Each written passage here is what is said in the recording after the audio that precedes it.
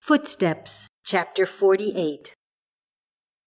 Let us consider another statement made by Mrs. Eddy to the students. Quote, "When I let my thought down, I can hear the mental arguments of error, or the devil. There is no devil. It cannot hide from me when I want to know what it is doing.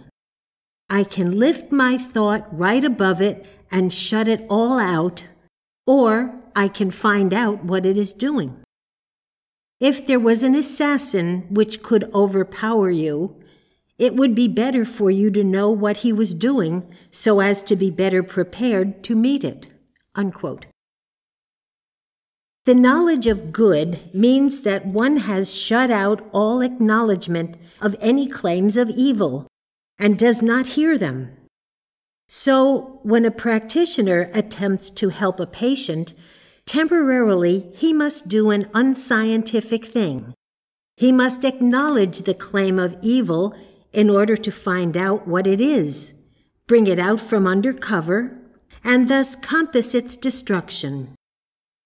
In the above, Mrs. Eddy states in plain language the scientific ability which she possessed to know, when she needed to, the secrets of mortal mind. This disclosure is very similar to the declarations she wrote to Judge Hanna in a letter which he published in the first edition of his pamphlet, Christian Science History. Quote, "I possess a spiritual sense of what the malicious mental malpractitioner is mentally arguing, which cannot be deceived. I can discern in the human mind thoughts, motives, and purpose, and neither mental arguments nor psychic power can affect this spiritual insight." Unquote. These are scientific arguments intended to establish beyond question her spiritual perception. Another point explained by Mrs. Eddy in her statement that she could hear the mental arguments of error when she let her thought down is illustrated by the radio. There are often severe storms of static which interfere with radio communications all over the world. But in order to become aware of such storms, one would need a radio that was adjusted to a fine tuning. If the owner of such a radio should tell a man without a radio about the existence of such a storm, he would not know what it was all about.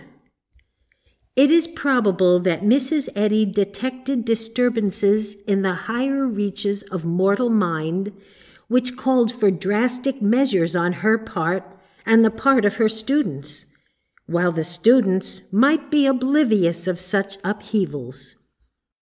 Even though they did not recognize the danger, she could direct their thought to take up the neutralizing arguments. It is evident that on such occasions, the students either would have to admit that Mrs. Eddy had tuned into mortal mind in a way they could not grasp, or else her human imagination was playing her tricks, a supposition unthinkable to one who can appreciate her mental history. No doubt, many of the dark experiences she went through, which her students could not understand, were the result of her thought dropping to the place where she could begin to hear the arguments of error.